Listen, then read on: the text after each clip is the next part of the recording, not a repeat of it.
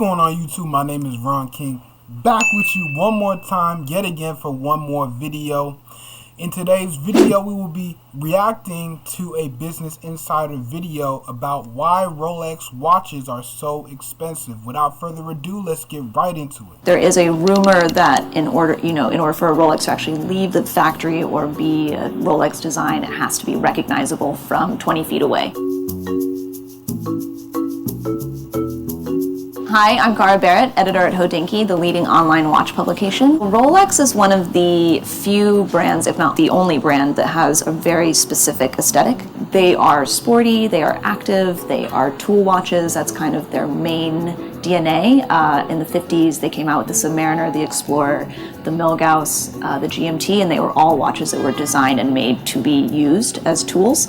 And so that's their bread and butter, and it still is today. It kind of evolved into a luxury brand later in life, which I actually didn't know that. I did not know that Rolex was first supposed to be like a utility watch. I thought it was always like a luxury watch because they built their brand so well to where people buy Rolexes for the status symbol. They're not buying it so that they can tell time.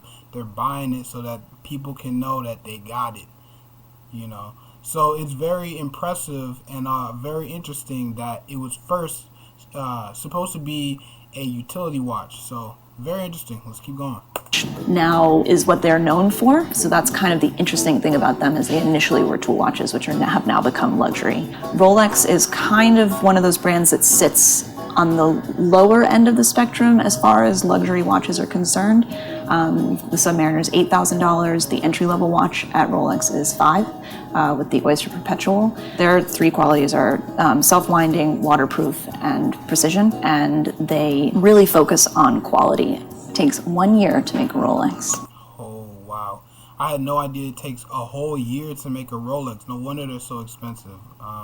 I mean, if I were to spend a whole year on one thing, of course, I'm going to jack up the price. So, kudos to them.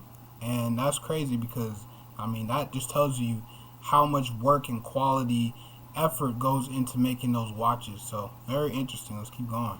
They go through extensive testing, the accuracy, the chronometer, the timing. It's all about telling the right time, keeping the right time. They also have extensive service work after, so if you ever have a problem with your Rolex, you can take it to them and they'll fix it. The clasp is opened and closed 1,000 times before it leaves, so you know that when you get it, it's not going to break. The whole point of a Rolex is you buy one now, it will last you for 20 years if you take care of it. It will last you for 100 if you really take care of it. That's ultimately why they're so expensive, because you're buying something that will last you a lifetime, presumably, and something that you can pass down to other generations as well. In the collector's world, there's the vintage Rolex market, and there's a whole underground of different, nuances. There's a GMT with a matte dial, a GMT with a gilt dial, and there are all these different tiny little details that change, and they make a watch more or less valuable.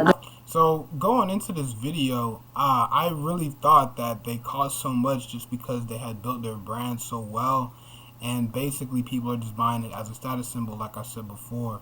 But it's very interesting, and it's opened my eyes a little bit because I didn't know, the real reason why they're so expensive. It's really because of the quality of the watch, and this is actually kind of rare these days. You'll see a lot of companies, they focus more on branding than they do on quality, and that's not the case with Rolex. They actually focus on their quality of the watches, and then that's why the price point is so high, because they actually put in $10,000, $20,000, $30,000 worth of work into the watch, so that is the most quality product they could produce.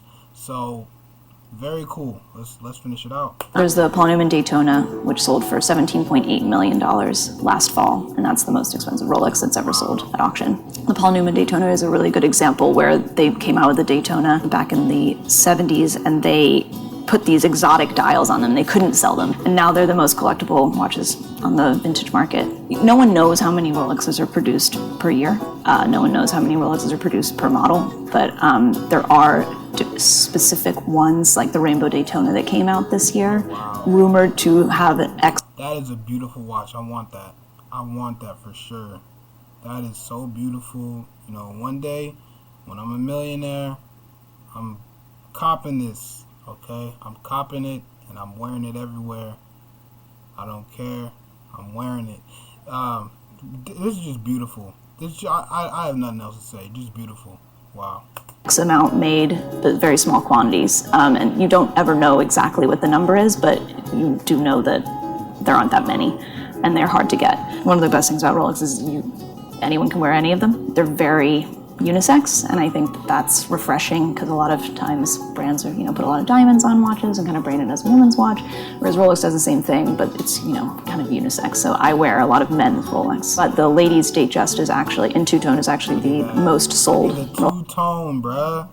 Rewind that for the two-tone, bruh. One of the best watch, whereas ladies Datejust is actually, in two-tone, is actually the most sold Rolex model of all time.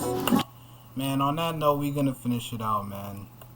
The reason they cost so much is because they're simply beautiful and high quality.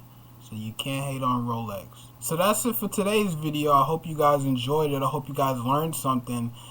Rolex watches are expensive not because of the branding, but because of the quality. Probably the branding has something to do with it as well, but that's probably not what they're thinking about when they're price pointing the watch. It's like, yo, we spent a whole year making this watch, and so you're gonna pay 10, 20, 30, 40, $50,000 for it. So if you enjoyed the content, leave a like on the video, comment on the video, and subscribe to the channel for related business content. As always, my name is Ron King. Have a great day. Peace.